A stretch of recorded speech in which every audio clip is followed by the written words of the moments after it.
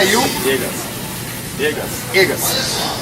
Pergunta para vocês é a seguinte: se vocês fossem encontrar Jesus fisicamente, como que vocês imaginam que ele se apresentaria hoje, nos dias de hoje? Uma pessoa muito alegre. Uma pessoa alegre. Não imagino na cruz. Não imaginei na cruz? Não imagino na cruz. Mas Fisicamente, como que tu imaginaria ele? cabelo longo, alto. Barba. E bem alegre, procurando ajudar todos. A imagem que vocês têm de Jesus é essa imagem? Ou vocês têm aquela imagem dele sofrendo? Como é que é a imagem que vocês têm dele na cabeça? Não tem mais isso. Eu acho que a maior parte da vida dele foi alegre, né? Com as pessoas, tudo bem. E no final do sofrimento, a parte da vida. A maior parte da vida dele foi alegre. Então tá bom. Obrigado. Vamos lá? Sônia. Hoje, se tu encontrasse Jesus fisicamente, Sônia, como que tu imagina que ele seria? Como um crucificado que foi que nem no filme do Mel Gibson, aquele judeu humilde, com aquela roupa de judeu ali, que apanhou pra caramba, tipo nos filmes do Rock Balboa, ou ele seria um guerreiro montado num cavalo branco, liderando um exército? Como que tu imagina?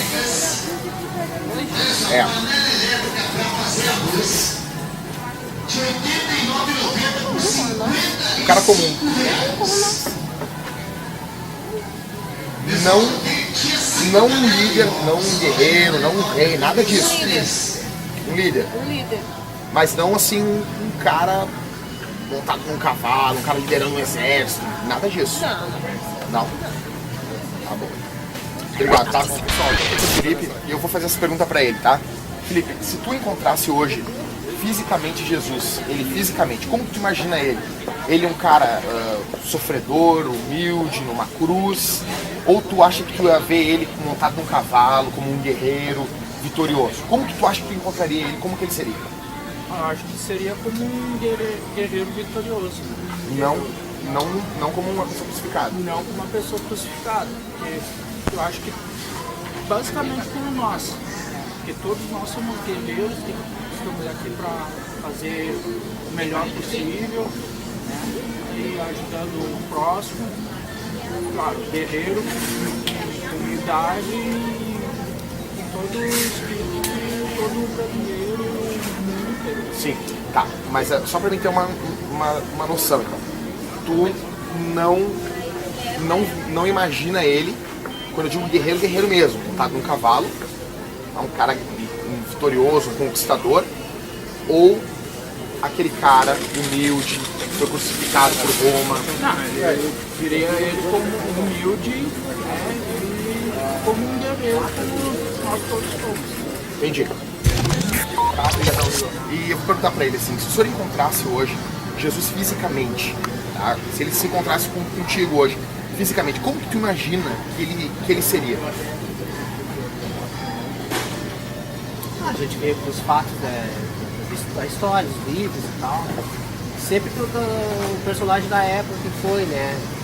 Sim, o jeito que uma pessoa representava naquela época deles, eu acho. Sim, tu acha que ele tem uma aparência de judeu? Isso, Entendi. mais ou menos assim. Tá, mas tu imagina ele como sofredor, com aquele retrato que o Mel Gibson botou ali no filme A Paixão de Cristo, daquele Jesus sofredor, ou tu imagina ele um guerreiro vitorioso, montado num cavalo, uma coisa assim? Como que tu imaginaria? Eu acho que sofredor, sim.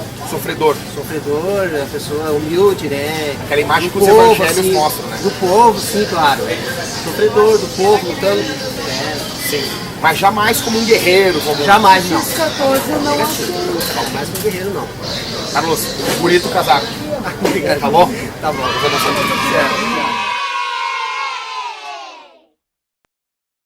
Bom, pessoal, ontem isso aí foi no Big Shop, não foi no Zafari, né? Queria fazer uma entrevista dentro do Big, dentro do Zafari, né? Uma coisa mais bonita, mais chique. Mas aí tinha aquele cara gritando, porque no Big tem um cara gritando no fundo, daí não dá para ouvir direito. Mas aí, em suma, era o seguinte: se vocês encontrassem Jesus de carne e osso hoje, como que vocês acham que vocês encontrariam? Todos vocês que estão aqui essa noite. Se vocês encontrarem Jesus de carne e osso, como que ele vai ser? Hoje, Márcio, responda para ti. Se tu encontrar Jesus hoje, se ele aparecer para ti, Se nós pudéssemos ver Jesus como Ele está agora. Pô, o que isso tem a ver com a minha vida?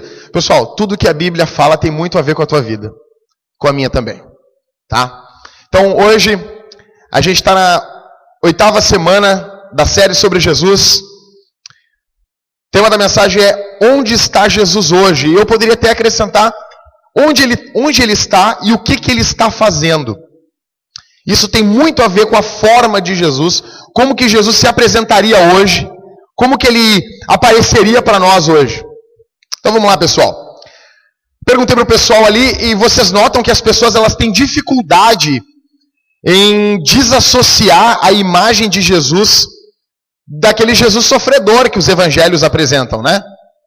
Daí eu já preguei aqui sobre a cruz de Cristo, falei sobre o sofrimento de Jesus. O Mel Gibson fez um filmão, botou muito dinheiro no bolso, filme fantástico. E as pessoas têm dificuldade de se desassociar Jesus dos evangelhos com o Jesus vitorioso, um Jesus grandão, um Jesus conquistador, um Jesus que, se aparecesse hoje no mundo, não apanharia nem um tapa, não tomaria nem um tapa na orelha, não apanharia de ninguém. Pelo contrário, ele ganharia até... Quem é que ganhou do Anderson Silva? A última agora aí, o Macu? Eu acho que foi marmelada aquilo, mas Jesus não apanharia para o Anderson Silva. Vocês estão ouvindo? Se Jesus aparecesse hoje, ele não apanharia para o Anderson Silva, Minotauro, esses caras seriam fichinha. Tá? Então, vamos lá. Muitas vezes, a forma como nós enxergamos Jesus, como nós imaginamos Jesus, o retrato mental que nós temos de Jesus, isso não é pecado. Pecado é você tentar imaginar como é a cara de Deus, mas a cara de Jesus não é pecado, porque Jesus se fez homem, se fez carne. Então, a forma como nós imaginamos Jesus muitas vezes está muito ligado, pessoal, com os evangelhos. Jesus curando os enfermos, lá, o Robson, aquele cara, aquele judeu, barba comprida, né? Aquela coisa pacata, aquela coisa serena, aquela coisa tranquila. Se nós víssemos Jesus hoje, ele não iria aparecer. Presta atenção aqui. Jesus não iria aparecer com um galileu camponês, morador de rua, humilde. Jesus não teria nada a ver com isso. Tá? Então, primeiro eu quero desassociar a imagem que vocês têm de Jesus daquele Jesus na cruz. A cruz está vazia. Tá? Pessoal, alguém tem condições de abrir a Bíblia aí em Isaías capítulo 6?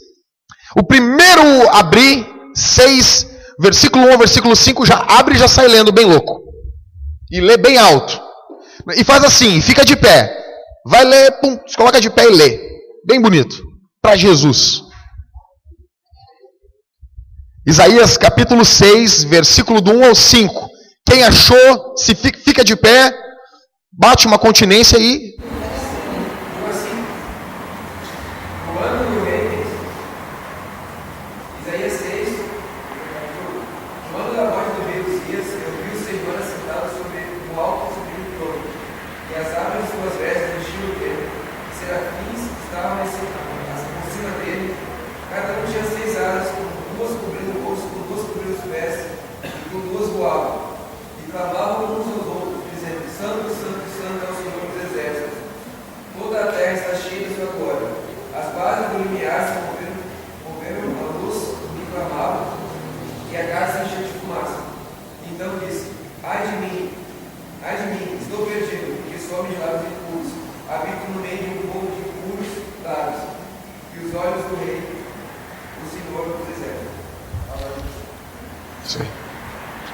Pessoal, Isaías está lá no ano que morreu o rei Uzias, fantástico que os profetas, eles vão sempre datar a profecia deles. Olha aqui para mim, eu vou pegar, que nem a professora fazia, pegar um giz aqui e vou jogar daqui se a pessoa estiver conversando do lado. E é legal que ele data no ano que morreu o rei Uzias, eu estava lá e os meus olhos viram o quê? Viram o rei assentado no trono, viram o Senhor assentado no trono.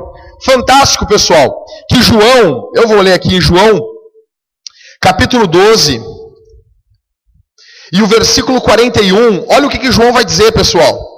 João 12, 41. Versículo 40, eu vou ler um versículo anterior. cegou-lhes os olhos, endureceu-lhes o coração, para que não vejam com os olhos, nem entendam com o coração, e se convertam, e sejam por mim curados. Olha o que diz o versículo 41. Isto disse Isaías, porque viu a glória dele e falou a seu respeito. Pessoal, João está dizendo que a visão que Isaías teve no capítulo 6 foi a visão de Jesus exaltado em glória. Isso é fantástico. Isso é uma imagem de Jesus que é totalmente diferente da dos evangelhos. Daquele Jesus coitadinho, daquele Jesus sofrendo na mão dos pecadores, daquele Jesus sofredor na mão dos homens, dos escarnecedores. Isso é fantástico. Aí, pessoal, a gente vai ler Apocalipse. Poxa, Apocalipse vai mostrar um guerreiro, vai mostrar um rei soberano. Pessoal, olha aqui para mim. Por que tem muitos judeus que não aceitam Jesus como Messias? Por quê? Muitas profecias dizem que o Messias, ele viria como um libertador, ele viria como um conquistador, como sempre aconteceu na história de Israel. Só que a Bíblia vai nos falar que o Messias terá duas vindas. Na primeira vinda, ele veio como um homem humilde, ele veio como um homem para servir, ele veio como um homem de dores. Mas na segunda vinda, ele virá como um guerreiro, como um conquistador. Ok?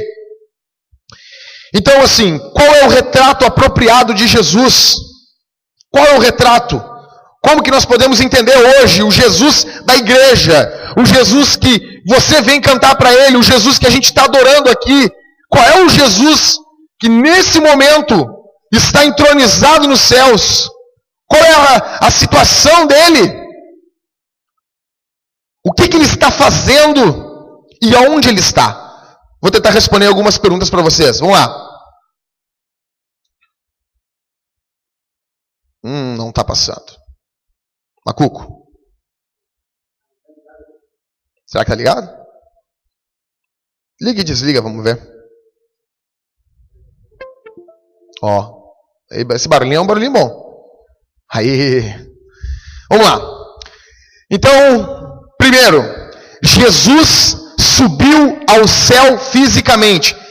Particularmente pensando para mim, na minha opinião, eu acho que a melhor parte da pregação é agora, não é o final. Todo pregador, ele deixa, ô Zé, a melhor parte da mensagem é pro final, né? É o tchananã, depois o pá. O pregador, ele tem, todo pregador é um pouco vaidoso, Márcio, ele quer tirar aquele coelho da cartola e apresentar pro povo. O povo, meu Deus, esse cara falou da Bíblia. Eu tentei botar isso por último, mas não deu. Eu vou ter que falar isso por primeiro, tá? Então, eu acho que isso aqui é o mais fantástico da mensagem, é isso. Então, já vou te dizer, presta atenção agora no começo, tá bom? Jesus subiu ao céu fisicamente. Jesus ficou... Tá. Por que nós estamos pregando sobre isso hoje também? A gente está numa série sobre Jesus. Eu falei há 3 domingos atrás sobre a morte de Jesus. Domingo passado nós falamos sobre a ressurreição. Depois da ressurreição veio o quê? A ascensão de Jesus. Jesus ficou 40 dias com os discípulos, comendo peixe, comendo pão com eles, comendo, bebendo, se alegrando, pregando, lembrando os discípulos de algumas coisas. E depois de 40 dias, Jesus... Né, eu podia ter até uma contagem regressiva antes, para ficar mais legal, assim. E Jesus, como nós vemos no começo aqui do culto, e no capítulo 1 de Atos, Jesus subiu ao céu. Então eu quero que vocês prestem atenção em algumas coisas. Primeiro, Jesus subiu ao céu fisicamente. O teu Deus, o meu Deus, é um homem. Agora, nesse momento, Deus Pai e Deus Espírito Santo são os seres espirituais. Jesus está em carne no céu. Ele continua sendo 100% Deus e 100% homem. Ele tem um corpo glorificado. Ele passou 40 dias com os discípulos. Ele falou que isso aconteceria. E eu quero chamar a atenção de vocês uma coisa. Todo mundo aqui, como é que é a chegada de vocês no mundo? Alguém se lembra do seu nascimento? Como é que foi aí? Se lembra, Márcio? Márcio fica rindo aí. Te lembra do teu nascimento? Te lembra? Não, claro que não te lembra, mas atualmente contou alguma coisa? Como é que foi? Eu me lembro que a minha mãe me contava assim que, olha, Jackson, nasceu lá, 2 da tarde, com 4,4 kg, né? Uma criança um pouco gordinha, pouca coisa, né? 52 centímetros, meio grande, né? Todo careca, não tinha um pelo no corpo. E tá aí, cheguei no mundo.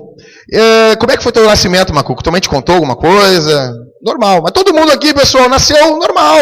Ou cesariana, ou parto normal. Ou em casa, ou no hospital. Ah, não, eu não fui. Eu fui no meio do caminho. O brigadiano foi lá e fez o parto. Beleza, legal. Mas todo mundo nasceu de forma normal. E todo mundo vai embora desse mundo normal. Ah, não sei, tropeçou lá, caiu, bateu o cabelo, morreu. Ah, estava fazendo a barba, cortou a artéria. Não tinha ninguém em casa, morreu. Caiu do beliche, quebrou o pé, morreu. Todo mundo vai morrer desse jeito. Só que a gente está falando de quem? Não vi. A gente está falando de quem? A chegada dele no mundo foi diferente. A gente falou um tempo atrás aqui, umas 4 ou 5 semanas atrás, que Jesus nasceu de uma virgem. Então o nascimento dele já foi diferente. A chegada no mundo dele foi diferente. Ele já chegou diferente, já chegou estreando diferente. Então a saída dele, o desfecho dele não podia ser comum também. Porque a gente está falando de uma pessoa singular na história. Jesus. Então presta atenção. A saída e a chegada única para uma única pessoa. Pessoal, depois de ressuscitar, ele ficou 40 dias com os discípulos. Presta atenção. Ele ficou 3 anos com os discípulos, Nádia. Ensinando, parará. Daí ele morre. Aí depois de 3 dias ele ressuscita. Aí depois ele fica 40 dias com os discípulos. Alguns textos vão dizer que ele aparece, ele desaparece no meio deles.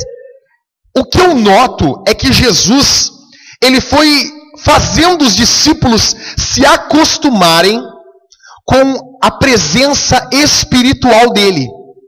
Ou seja, não foi assim, morreu, ressuscitei, pessoal. Aí, triunfei sobre a morte. Moçada, fogo aí, pregando o evangelho aí, já era.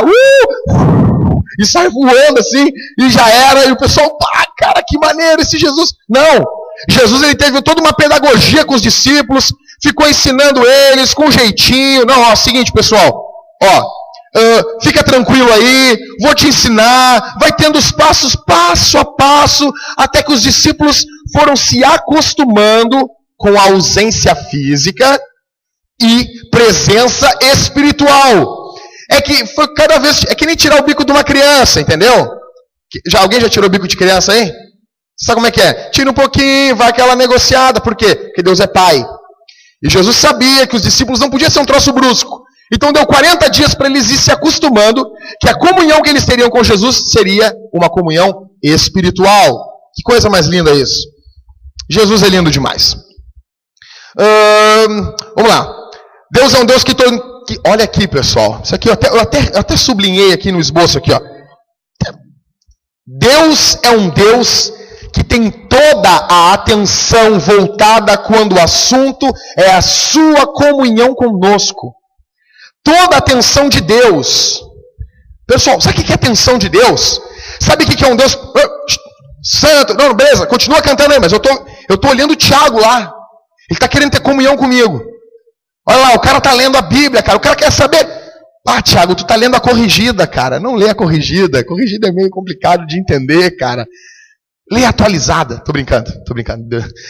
Daí Jesus está lá, legal, é isso aí, que bacana, Paulo, está orando, é isso aí. A atenção de Deus está voltada para o homem quando o homem quer ter comunhão com ele. Grave isso. Jesus fez todo um trâmite, foi se ausentando paulatinamente, para que os discípulos não estranhassem e entendessem que a comunhão seria de uma forma espiritual. Outra coisa, quadriplica, multiplica por 1.510.000 vezes o que eu vou falar agora, a tua atenção. Multiplica. Pessoal, Jesus subiu em carne, em corpo para o céu. Glorificado era o corpo dele, é um corpo diferente do nosso, beleza, mas foi aquele corpo que foi glorificado. Foi tomado, o Espírito Santo glorifica aquele corpo e ele sobe ao céu, mas é aquele corpo. É o corpo que os discípulos tocaram. Tem teólogos que chegam a dizer que existe algo no céu que foi feito pelos homens. Você sabe o que foi? Alguém tem uma ideia aí? tem no céu hoje que foi feito pelos homens? Hã? Alguém falou aí? O que está no céu agora, que foram os homens que fizeram e está no céu? As marcas na mão de Jesus.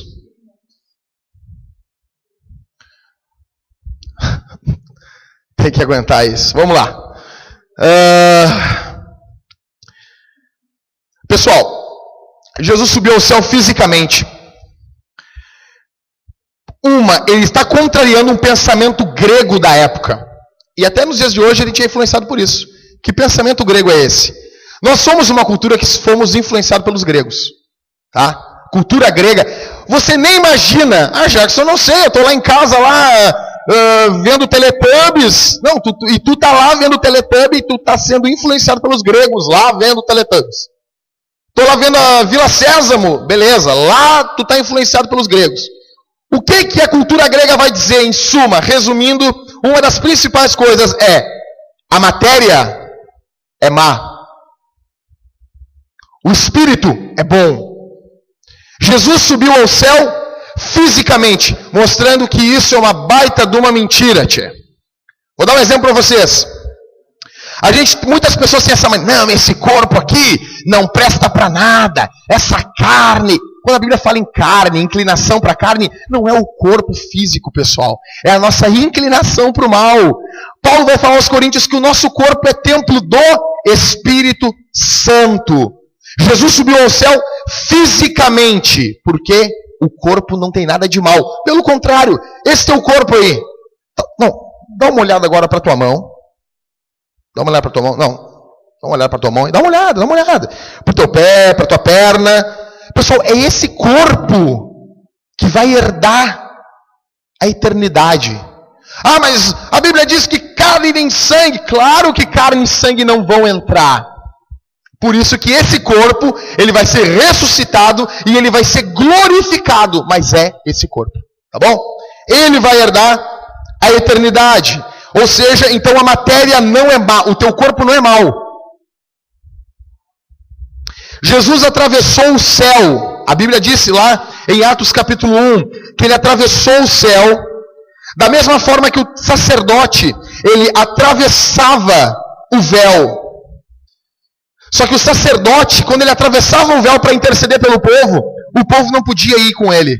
A diferença é que Jesus atravessou o céu e ele foi um precursor. Nós iremos depois.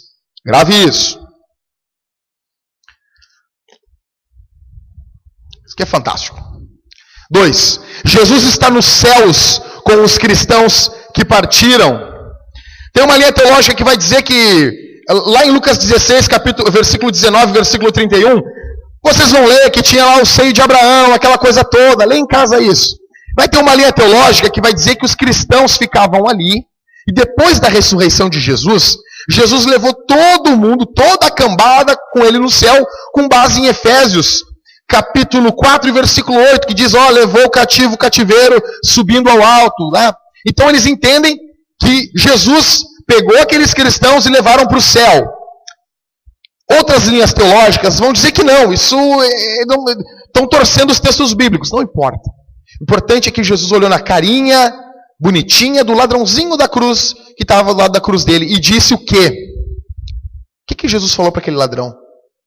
Hoje mesmo, tu vai estar comigo no paraíso. Pessoal, Jesus está no céu com os cristãos que partiram. Isso é fantástico. Depois eu vou falar um pouquinho sobre o céu bem rapidinho para vocês terem uma noção do que é isso. Grave isso na sua cabeça. 3.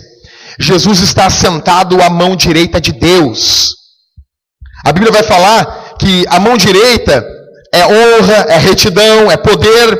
No Salmo 110, versículo 1, o Senhor, Davi vai dizer assim, disse o Senhor ao meu Senhor, assenta-te à minha direita.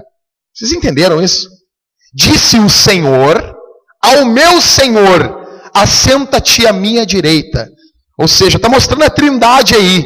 Deus Pai, Deus Filho, senta à minha direita. A Bíblia vai dizer que Jesus está assentado à destra de Deus. Em Mateus 26, 64 vai dizer isso. 4. Jesus está assentado no trono. Dobra a tua atenção aqui. A palavra trono aparece 196 vezes na Escritura, 135 vezes no Antigo Testamento e 61 no Novo. 45 vezes a palavra trono aparece em Apocalipse. E dos 22 capítulos, 17 capítulos de Apocalipse vão falar em trono. Jackson, que bonito, que lindo isso. Mas eu vou para casa e o que eu vou fazer com isso que está me falando? O que isso tem a ver com a minha vida? Que trono, legal, Jesus está no trono. O que isso tem a ver com a minha vida? Isso tem muito a ver com a tua vida, campeão. Sabe por quê? Porque Jesus governa e reina como soberano rei e senhor. Trono é sinal de domínio. Trono é sinal de alguém que está em cima. É um sinal de alguém que governa, alguém que domina, alguém que rege a história. Olha aqui para mim, o teu Deus não está brincando de ser Deus. O teu Deus não está jogando dado com a tua vida. O teu Deus não está rindo do teu problema. O teu Deus, nesse momento, está sentado num trono e Ele governa. O teu Deus está muito preocupado olhando como está a tua vida. Só que não existe pânico no céu. Deus não é pego de surpresa em momento algum. A atenção de Deus está voltada para a tua vida. Porque Deus está num trono soberano, governando. E nesses momentos, é nos momentos de maiores dificuldades que nós devemos nos lembrar disso, pessoal. Não é quando está tudo bem. Não é quando está tudo lindo. Não é quando está tudo belo. Quando todos os passarinhos estão cantando numa bela primavera. Não. É quando aquilo que nós chamamos de problema, porque você chama de problema, eu chamo de problema, porque nós somos limitados. Deus está olhando isso e está dizendo, isso é um belo plano. O final é lindo. O desfecho é lindo. Porque Deus está sentado em um trono. A Bíblia diz que não cai uma folha da árvore. Deus conhece todos os cabelos, os fios de cabelo que tem na tua cabeça. Uns tem mais, outros tem menos. Mas Deus sabe. O cara está lavando a cabeça. Quem não aconteceu isso aí? Quem não aconteceu isso aí? O cara está lavando o cabelo assim. Aí, lavando o cabelo. Aquele monte de cabelo. Jesus, estou ficando careca. Meu Deus, não me deixa ficar careca. Meu Deus, não me deixa ficar careca. Mas Deus sabe. Deus está olhando o teu cabelo. Tá dizendo, Deus conhece. Se Deus conhece isso, pessoal. Se a Bíblia diz que Ele alimenta os pardais que não trabalham. Deus veste as ervas do campo. Por que não vai vestir vocês e não vai cuidar de vocês? Deus está em um trono. Jesus está sentado no trono. Aleluia. Isso é fantástico. Quero dizer também que Jesus é soberano sobre o quê? Sobre a multidão. Deus olha o mundo todo. Jackson, Deus está governando o mundo. Deus está governando as nações. Deus está governando as estrelas. E nós temos a mania, Vera, de dizer assim, o meu Deus, Nádia, é o Deus que governa as constelações. É o Deus que governa a galáxia de Andrômeda. Nem sei se é isso. Se eu falei besteira, me perdoem. O meu Deus é um Deus que governa, que rege, que faz isso. Ele cuida das estações do ano. E a gente só vê no macro. E a gente esquece o micro. Leve para tua casa isso. Deus é o Deus da multidão, mas é o Deus dos indivíduos. Deus governa isso. Eu já falei isso aqui. Eu vou falar de novo. Às vezes quando eu estou, puxa, está faltando dinheiro. Eu olho, falei para Thalita, Thalita, às vezes eu olho o medidor da minha gasolina no carro e eu me lembro, Deus é soberano, cara. Deus está querendo o troço quase, meu Deus do céu.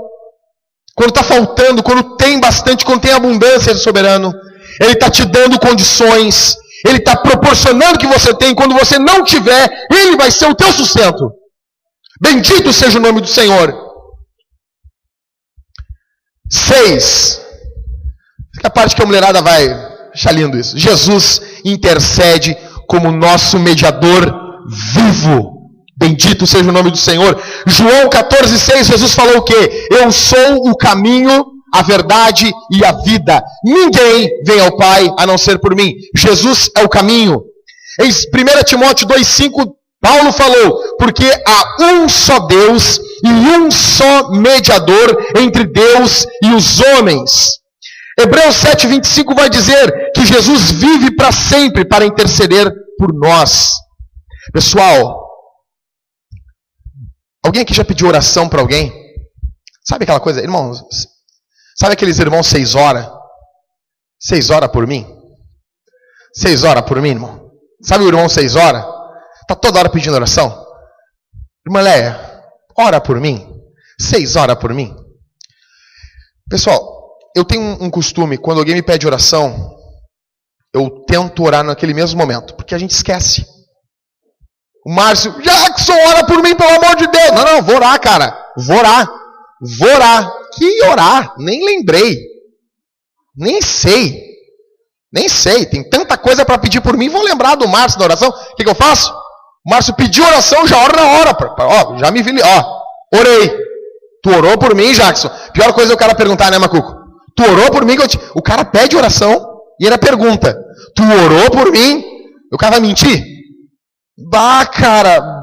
Não, já ora na hora, então. Já te vê livre. Não, ó, orei. Senhor Jesus, ó, faz aquela oração ali, pá. Só tem uma coisa, pessoal. Só tem uma coisa fantástica. Nós temos um intercessor. Que ainda que você não tenha a oração de ninguém por você, Jesus está intercedendo por você. Isso é fantástico. Isso era para você pegar, se levantar e dar um glória a Deus, porque tem 2 tipos de glória a Deus. Eu vou cortar isso aí, vai, deixa eu filmar. Tem aquele cara que dá glória a Deus assim, Zé. Aleluias, oh Senhor. Aleluia, Jesus. E tem aquele glória a Deus estilo viking, sabe? Você vai ver o viking.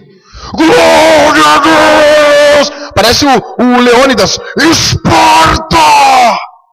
Então, esse é um nível top, tá? Quando você lê um troço desse, era para ser um glória a Deus estilo viking, entendeu? Saindo para a batalha, bem louco. Jesus intercede como nosso mediador vivo. Jesus está intercedendo pela tua vida.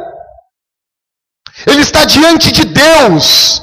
E ele intercede pelo Robson. Ele está intercedendo. Alguém pode dizer, a primeira vez que eu li isso, Marcos, eu pensei assim, não, Jesus está lá.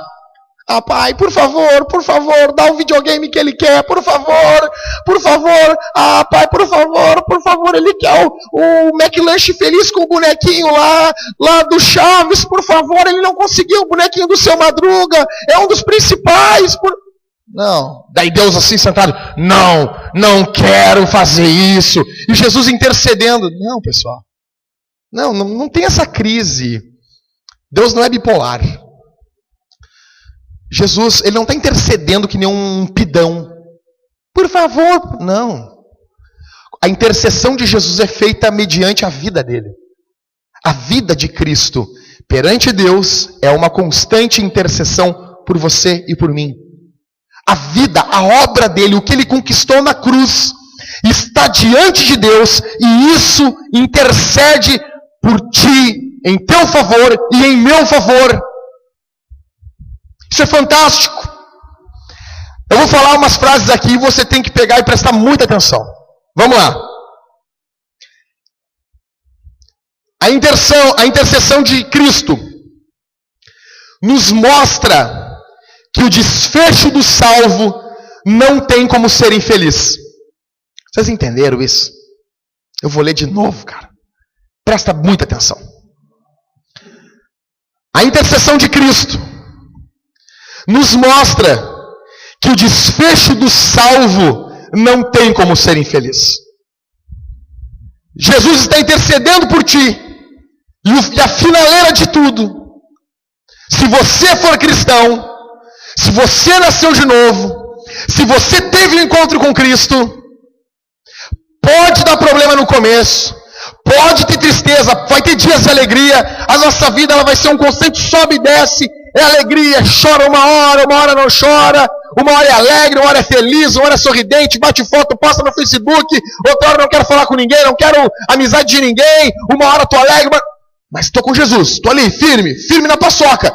E Jesus vai levando o cristão. E o final, e o encerramento de tudo, não tem como ser infeliz.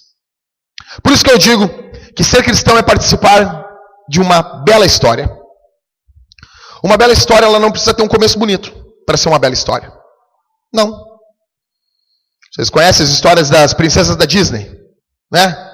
Lá mordeu, comeu aquela maçã, ficou envenenada, dormiu, a outra teve que fugir, a outra tinha que limpar o castelo, aquela coisa.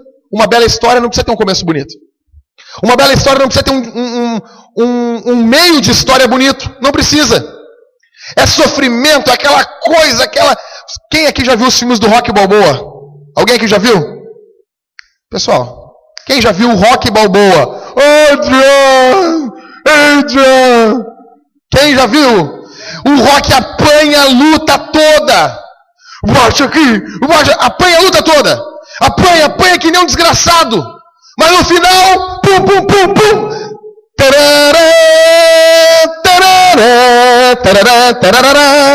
Que lindo! Assim é a vida do cristão. Como tu sabe disso, Jackson? Porque Apocalipse 21 diz: e ele nos enxugará dos olhos todas as lágrimas. Quer dizer, pessoal, sabe o que Apocalipse está dizendo? Apocalipse está dizendo que até aquele dia vai ter choro. Até o dia que Cristo, pessoalmente, vai enxugar dos nossos olhos toda lágrima. Vai ter tristeza. Eu não estou falando que vai ser só tristeza. Não. Também não sou um compulsivo por sofrimentos. Não. Vai ter muita alegria. Mas vai ter tristeza. Mas a Bíblia diz que Ele mesmo vai enxugar dos nossos olhos toda lágrima. Jesus intercede como nosso mediador vivo. Aleluia! E por causa disso, pessoal... antes de passar isso aqui, eu queria lembrar vocês uma coisa. Eu estou pregando aqui para pessoas que talvez vão dizer assim, Jackson, legal o que tu está falando aí, mas a intercessão de Jesus não está funcionando muito na minha vida, não. Tem umas paradas aí que não tá legal. Pessoal, quem aqui que é pobre? Não, uma pobre. Não, eu já que sou pobre. Quem é pobre aqui? Não precisa levantar a mão. Você peça na sua cabeça. Eu pergunto para vocês. Quantos querem... Eu vou falar uma quantia aqui. 1 bilhão... não é bilhão de reais pelos teus 2 olhos. Quem aí? Não. Seguinte. Se o cara chegar com 1 bilhão... O Eike Batista... Até que ele está meio quebrado agora, mas ele tem para dar. E ele chegar com 1 bilhão de reais pelos teus 2 olhos. Você dá os seus 2 olhos? Eu tenho meus olhos são vesgo e eu não dou. Eu não dou, pessoal. Vocês dariam os olhos de vocês? Os 2 olhos? Não dá os olhos. Quem é aí que vende o filho? Não vou perguntar muito, daqui a pouco tem um que vende aí, né? Mas, seguinte. Quem aí que venderia as 2 pernas, os 2 braços, por 10 bilhões de reais? Tu ia ser um toquinho feliz. Toquinho muito alegre. Quem que venderia? Venderia? Alguém venderia, hein? Não, né, pessoal? Então assim, pessoal, vamos partir do princípio. Vocês têm algo que vale mais do que 10 bilhões de reais. Vocês estão entendendo?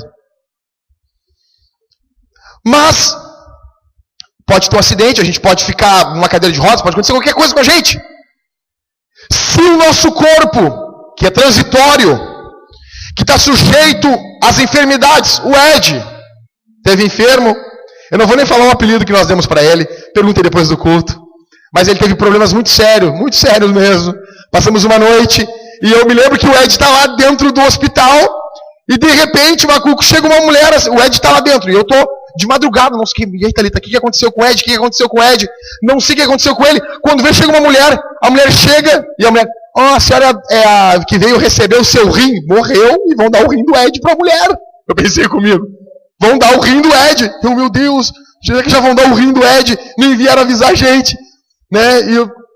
Mas daí o Ed saiu de lá, a mulher ficou sem o rim. Mas, pois bem, pessoal, o nosso corpo está sujeito a enfermidades. E nós já estamos aqui num pequeno leilão aqui na igreja, colocando o valor que os nossos 2 olhos valem mais do que R$1 bilhão. Que os teus membros valem mais do que 10 bilhões de reais. Quanto vale a tua salvação? Você é rico. Você é rico em Cristo. Você tem muito dinheiro espiritual em Jesus. Eu não estou falando que você vai passar dificuldade financeira a vida toda, mas hoje, dá glória a Deus pelo que tu tem. E corre atrás. Amanhã, compra um jornal e vai atrás. Louvando o Senhor. Ah, passei 2. Ui, cara. Será que eu errei. Mas tudo bem. A 7 seria: Jesus concede sua autoridade aos cristãos. Jesus está nesse momento concedendo autoridade para vocês. Pessoal, isso aqui é fera demais. Isso aqui é fantástico, pessoal. Que tem autoridade. O que é autoridade? Entendeu? Efésios 2,6 diz que Deus, com Ele, nos fez sentar nas regiões celestiais em Cristo Jesus. O nosso Deus, Jesus, o teu Deus, é um rei que primeiro deixou o trono dele por você. Eu pergunto, Gust, tu já ouviu uma história, em algum lugar na história, de algum rei que abandonou o trono? Ele, não que ele foi deposto, não que ele foi, usurparam o trono dele, não que ele voluntariamente abandonou o trono dele. Alguém já ouviu uma história de um rei que abandonou o trono? Jesus, o maior rei, abriu mão do trono dele e desceu a essa terra. E a Bíblia diz em Efésios capítulo 2, que ele nos faz assentar nas regiões celestiais em Cristo. Ou seja, ele está dividindo a autoridade dele com vocês. Olha o que diz a Bíblia. Em 1 Coríntios 6,3, Paulo diz que nós vamos julgar os anjos, os salvos em Cristo. Aqueles que foram salvos vão julgar os anjos. Isso é fantástico, pessoal. A autoridade de Jesus nos diz que nós podemos vencer as tentações. As tentações não são palhas para a autoridade de Deus em nossa vida. Muita gente quer a autoridade de Deus. Me mandam muitos vídeos. O pessoal quer que eu fique discutindo. Não quero isso. Que nem um dependente de drogas que está dizendo, não quero. Me mandaram um vídeo, eu abri. Pessoal, e era uma mulher gritando, você tem poder! Você tem muito poder! E tinha uns caras se rodopiando, enlouquecido. E manto, terra. Daqui a pouco eu pensei que ia fazer o Capitão Planeta. Água, fogo, coração. Ia sair o Capitão Planeta.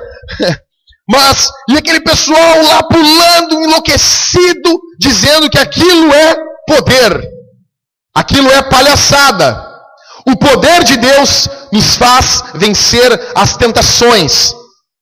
O poder de Deus, primeiro, antes de fazer a gente falar em línguas, de levantar a mão, de não sei o quê, vai fazer a gente vencer as tentações. Ontem ainda eu comentava com o Ed. Pessoal, eu presenciei isso. Estava num culto uma vez, o pregador pregou e fez um convite. Quem quer poder, vem aqui à frente. E eu fui. E eu estou lá, quando de repente tem um cara com as mãos levantadas, naquela posição Village People, né? IMCA, com as mãozinhas levantadas ali, e de repente o cara que está na frente dele deu um pulo. E deu com a cabeça, com a nuca, nos queixos do cara. E o cara deu e bateu no queixo dele assim. E ele saiu indignado. E aquele cara pulando. E aquele cara ficou ali com a mão no queixo assim. Meu Deus. Daí, pessoal, aquele cara que bateu no queixo dele, ele pulou tanto que ele caiu no chão. Quando ele caiu no chão, aquele que tomou uma cabeçada no queixo, ele fechou os olhos, foi pulando assim e pisoteou no outro. Eu vi isso. Meu Deus, que poder. E o pessoal, tem muito poder aqui essa noite, igreja. E o cara pisoteando no outro. Aleluia, aleluia, pisando no cara.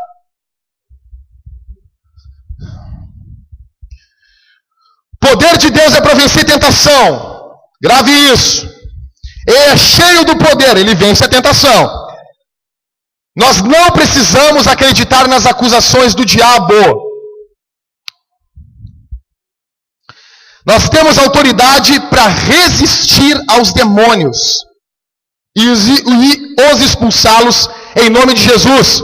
Efésios 6:10-13, Tiago 4:7, 1 Pedro 5:8. E quem deve expulsar os demônios? Isso aqui é para vocês levar para casa isso. 4 da manhã, vai tocar meu telefone. Jackson, vem aqui expulsar um demônio. Não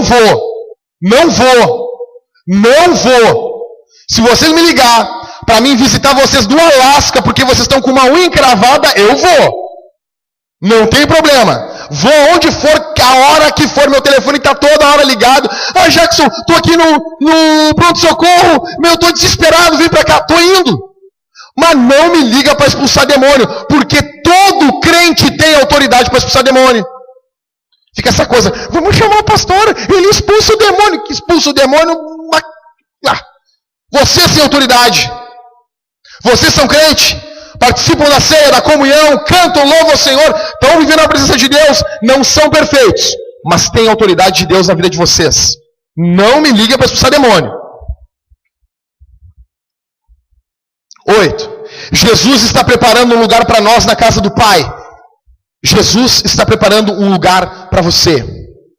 Eu quero dizer uma coisa aqui para vocês. O céu não é um lugar chato. Já deu essa dúvida na gente, né? Não, eu tô falando com gente aqui que tem essa dúvida, né? Não, é assim, né, Jackson? Pô, os caras tudo de branco, vestidão lá, tocando harpa. Pô, um troço meio monótono, né, cara? Pô, santo, e ficar tocando harpa, e aquela coisa com as auréolas, e todo mundo... Né, aquela coisa assim. Não. Será que Deus é bobo? Será que Deus não tem criatividade? Vocês olham o mundo. Pessoal, se os homens têm condições de criar N coisas, computador, mesa de som, tablets, iPhone, será que Deus vai pegar e Deus... Não, eu não sei fazer isso. O céu vai ser um local onde vai ter uma campina verde, toda verdejante. Pô, tô no Windows então, né? Não. A ascensão de Jesus subiu ao céu. Jesus foi preparar um lugar para nós. O céu vai ser o local mais espetacular de todos. Vai ser o local mais fantástico de todos, porque Deus está lá. Deus não faz as coisas serem monótonas. E se nós formos para o original, quando a Bíblia diz assim, olha, e Ele vai ter novos céus e nova terra, quando nós formos entender, na verdade não será uma criação totalmente nova, será uma recriação. Hoje, o mundo espiritual, nós não vemos o mundo espiritual.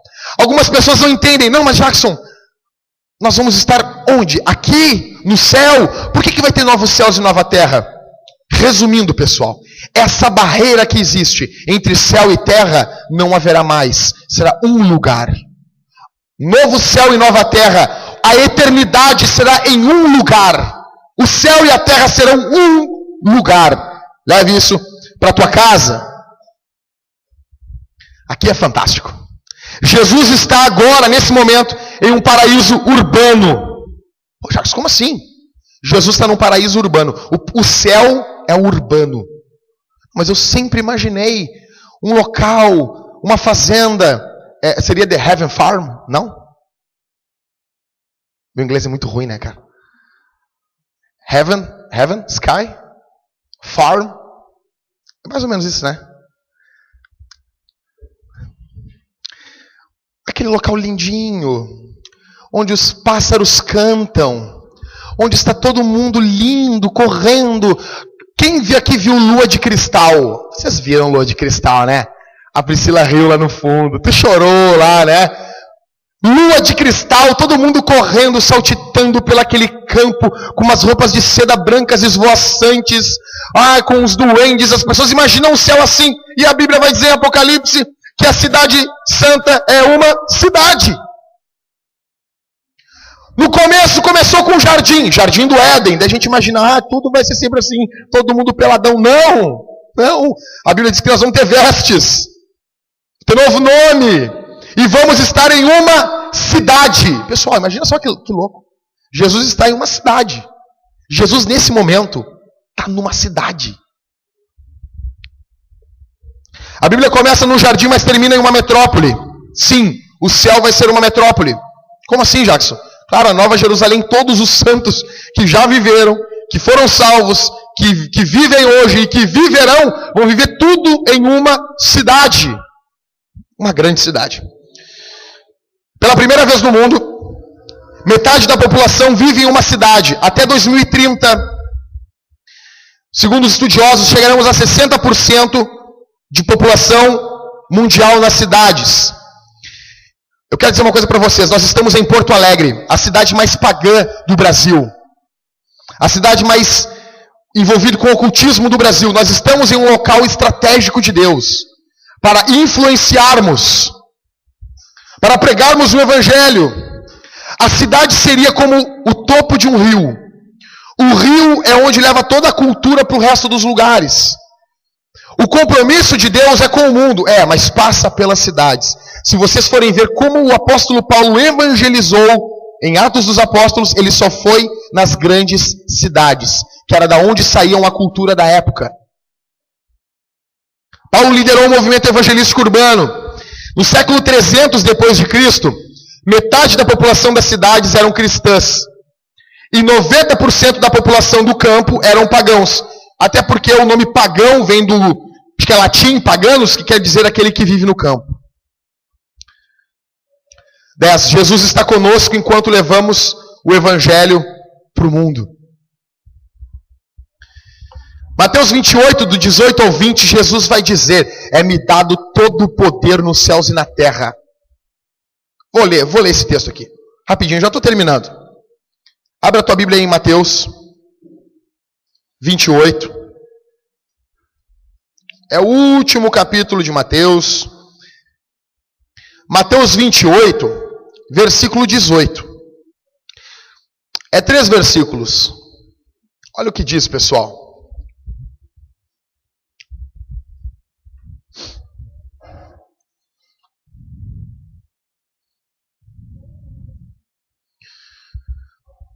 Jesus, aproximando-se, falou-lhes, dizendo: toda autoridade me foi dada nos céus e na terra. Ele disse, toda autoridade me foi dada. Daí, o que ele vai fazer com essa autoridade? Lá vai. Ide, portanto, fazei discípulos de todas as nações, batizando-os em nome do Pai, e do Filho e do Espírito Santo, ensinando-os a guardar todas as coisas que vos tenho ordenado. E eis que estou convosco todos os dias, até a consumação dos séculos. Jesus relaciona a sua autoridade com a nossa missão e com a sua presença. Quero dizer uma coisa aqui para vocês. Jesus disse, olha, todo o poder nos céus, na terra, está comigo, galera. Está comigo. Logo depois disso ele vai dizer, vão por todo o mundo e preguem o evangelho a toda criatura. Eu vou falar uma coisa que talvez você nunca pensou. Nós temos uma responsabilidade. Você tem, eu tenho, de pregarmos o evangelho em todo o mundo. Naquele dia, nós seremos culpados, nós seremos cobrados por essa geração que pisou nesse mundo. As pessoas que estão morrendo ao teu redor vão ser cobradas de você, de mim, ok? Mas as pessoas que nesse momento estão morrendo sem Cristo na Índia, Deus vai cobrar de nós. Porque Ele não deu limite para pregarmos o Evangelho. Devemos ir por todo o mundo, pregando o Evangelho. Indo por todo o mundo, pregando o Evangelho. O Macuco, ele disse que a igreja devia ter qual nome mesmo, Marcos? Olha, isso aqui é fantástico. Ele disse assim: Jackson, eu acho que a igreja tinha que ter um nome diferente que as pessoas botam. Eu acho que a igreja tinha que ter um nome de... Como é que é? Comunidade Missionária do Cristo. É verdade. Nós somos aqui uma comunidade missionária. Pessoal, Deus não está contando com centros de missões, com os grandes eventos missionários, não. Ele está contando com a igreja dele. E ele disse: eu vou estar com vocês. Ele tem todo o poder. Vão por todo mundo. Enquanto vocês forem por todo mundo, eu vou estar no meio de vocês. Uma sociedade ou organização filantrópica possui um Cristo, ou um líder, melhor dizendo, humano. A igreja, ela se difere de todas as sociedades. Porque o nosso Deus, o nosso líder, ele é um ser espiritual que se relaciona com a igreja. Mais 2 minutos. Nós temos a nossa mensagem, ela é urgente. Quando uma irmã veio contar para nós um testemunho, falou para Thalita: estavam fazendo um culto ao ar livre essa semana que passou, né, amor? E o pregador está pregando, quando de repente ele foi inspirado a dizer: você aí que está ouvindo essa pregação, que está pensando em se matar, assim, e detalhou a coisa. E fez um convite: vem para cá, não faça isso. Não se mate, não faça esse mal. De noite, apareceu um jovem na igreja chorando e dizendo: eu era esse moço. Eu estava com a corda preparado para me matar enforcado. Essa semana, no bairro Partenon. A tua mensagem é uma mensagem urgente. Uma vez, um casal de missionários chegou na Índia para pregar o Evangelho. E eles estão pregando o Evangelho, pregando para muitas pessoas. E eles chegaram para um casal, irmã Leia, e falaram de Jesus para aquele casal. E aquele casal se converteu, se arrependeram dos seus pecados, mas eles choravam muito, muito. Choravam desesperadamente. Naquele momento, o missionário perguntou: por que vocês estão chorando? E o casal disse: se vocês tivessem chegado um dia antes, nós não teríamos sacrificado nosso filho ao Deus do rio Ganges. Eles mataram o filho deles por uma ignorância espiritual. Os missionários chegaram um dia atrasado. A nossa pregação, a nossa mensagem é urgente. Jesus nos garante um acesso livre e confiante na presença de Deus. É o último texto que eu vou ler, Hebreus. É no finzinho da Bíblia. Volta, vai chegar em Apocalipse, tu volta às epístolas de Judas, de João, aí vai ter Tiago, vai ter Pedro, vai ter Tiago, e tu chega em Hebreus. Capítulo 4. Capítulo 4 de Hebreus. Versículo 14. É o último texto que eu vou ler. Jesus subiu ao céu. Olha o que diz esse texto. Tendo, pois, a Jesus, o Filho de Deus, como grande sumo sacerdote, que penetrou os céus, conservemos firmes a nossa confissão, porque, aleluia, não temos sumo sacerdote que não possa compadecer-se das nossas fraquezas. Antes, foi ele tentado em todas as coisas a nossa semelhança, mas sem pecado. Olha o que diz o versículo 16. Olha o que diz o versículo 16 para a tua vida. Durma pensando nisso. Acheguemo-nos, portanto, confiadamente junto ao trono da graça, a fim de recebermos misericórdia e acharmos graça para socorro em ocasião oportuna. Deus está dizendo para você aqui essa noite, por causa do sacrifício de Jesus, por causa dos méritos da cruz de Cristo, por causa dos sofrimentos, das chagas, por causa de toda a dor, de todo o sofrimento que Ele pagou por você, você tem condições de se achegar perante o trono de Deus. E não é só se achegar, pessoal, é se achegar com confiança. O escritor aos Hebreus está dizendo para vocês, quando orarem de forma confiante. Não em vocês, não em mim, não no pastor, não no ministério de louvor, não na igreja, não em nada, fiado em nada disso, mas colocando a confiança no sacrifício dele. Você dobra os seus joelhos e você não está firmado na sua justiça, mas na justiça de Cristo. Nós temos acesso, e eu quero dizer, a porta está aberta. Nós não oramos, nós não buscamos como devíamos. Vai tentar falar com um cantor famoso, vai tentar falar com o presidente, com o prefeito, com o pastor de muitas igrejas. Você entra numa lista e vai demorar. Por quê? Porque é normal. O homem, ele é uma pessoa só, ele não tem como atender todo mundo, não é nem fruto de maldade, não tem como atender todos. Imagina Dilma atender todos os brasileiros, pessoalmente não tem como. Mas o nosso Deus nos garante um acesso livre e confiante na presença de Deus. Em último, eu não tenho mais slide, eu anotei aqui no esboço, antes de sair de casa, não deu tempo de botar no slide. O meu pedido para você essa noite, recapitulando tudo que eu falei.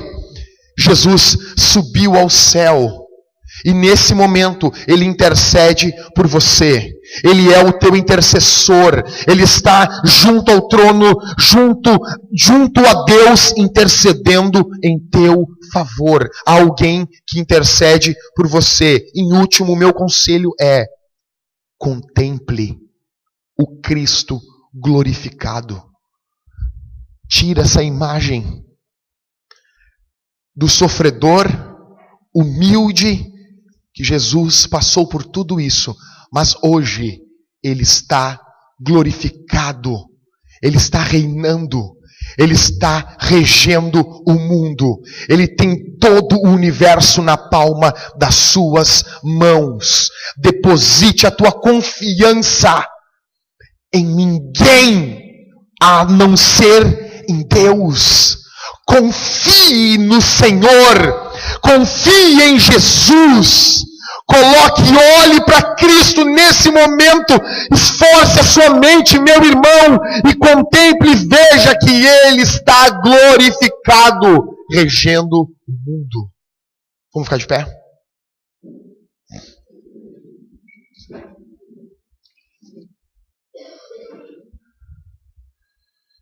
Jesus subiu ao céu fisicamente. O Senhor está intercedendo pela tua vida e pela minha. Nós vamos orar nesse momento, pessoal. Vamos orar. E eu quero que você fale com o Senhor aqui. Existem coisas, existem tristezas, existem coisas que talvez você passe, se você me contar, talvez eu nem vá entender. Eu quero dizer uma coisa, pessoal. Jesus está para ouvir a tua oração nesse momento. Eu pediria que ninguém desse a mão para ninguém que está do seu lado e orasse você por você nesse momento e colocasse perante o Senhor a tua vida, a tua história, e colocasse perante Deus nesse momento as tuas dores. Ele é um sacerdote que está intercedendo pela tua e pela minha vida. Ele é o sumo sacerdote. Peça perdão pelos teus pecados, pelas tuas misérias. Aleluia. Que notícia fantástica. o nosso Deus subiu ao céu. Ele não está preso a uma cruz. Nós não temos uma tumba, um túmulo para visitar. Ele está regendo o mundo, sentado em um trono, governando e dominando, quando as coisas estão bem e quando as coisas estão mal.